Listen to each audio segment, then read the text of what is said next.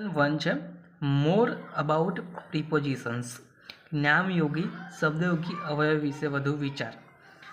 કેટલાક પ્રિપોઝિશનનો ઉપયોગ તમે અગાઉ શીખી ગયા છો ને આ પાઠમાં આપણે કેટલાક મહત્ત્વના પ્રિપોઝિશનની વિચારણા કરીશું।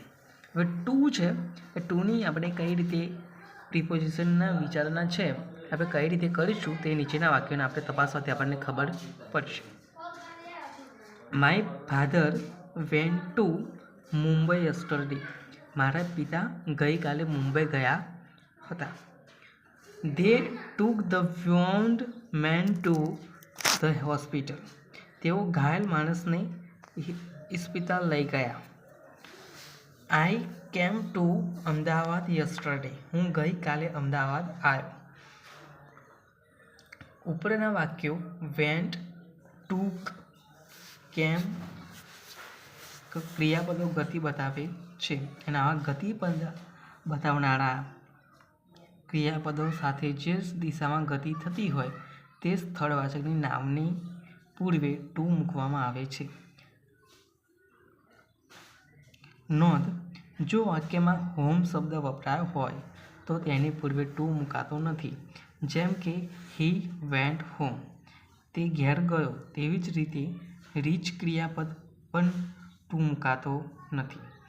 જેમ કે I reach the station in time, હું સ્ટેશને વખતસર પહોંચ્યો। હવે આપણે પ્રિપોઝિશનમાં એટ અને ઇન કઈ રીતે આવે છે તે આપણે વખતસર અભ્યાસ કરીશું। નીચેના વાક્ય તપાસવા પહેલાં સર્વપ્રથમ તો આપણે શું કોઈપણ વાક્યની કોઈપણ ટૉપિક હોય તો એના વાક્યો તપાસવાના છે અને જેથી કરીને આપણે સારી રીતે એની સમજણ પડે।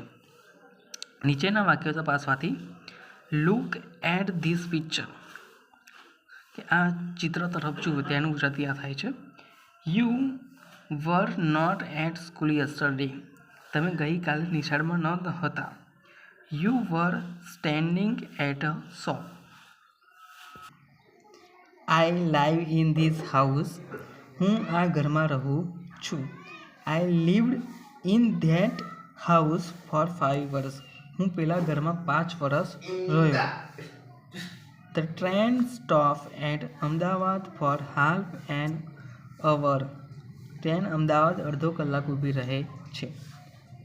ઉપરના વાક્ય તપાસવાથી જણાય છે કે એટનો અર્થ તરફ, માં, પાસે, આગળ એવો થાય છે, જ્યારે ઇનનો અર્થ માં કે અંદર થાય છે।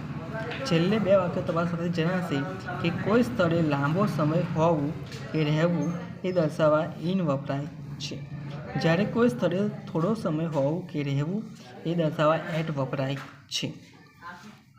નોંધ: એટ અને ઇન બંને શબ્દો સ્થળવાચક નામોની પહેલાં છે, પરંતુ એક જ વાક્યમાં જ્યારે બે સ્થળવાચક નામો વપરાતા હોય ત્યારે તે વાક્યમાં સ્થળની ઇન નાના સ્થળે ઇન અને પૂર્વે હોય બીજું સ્થળ હોય તો એટ મૂકવામાં આવે છે।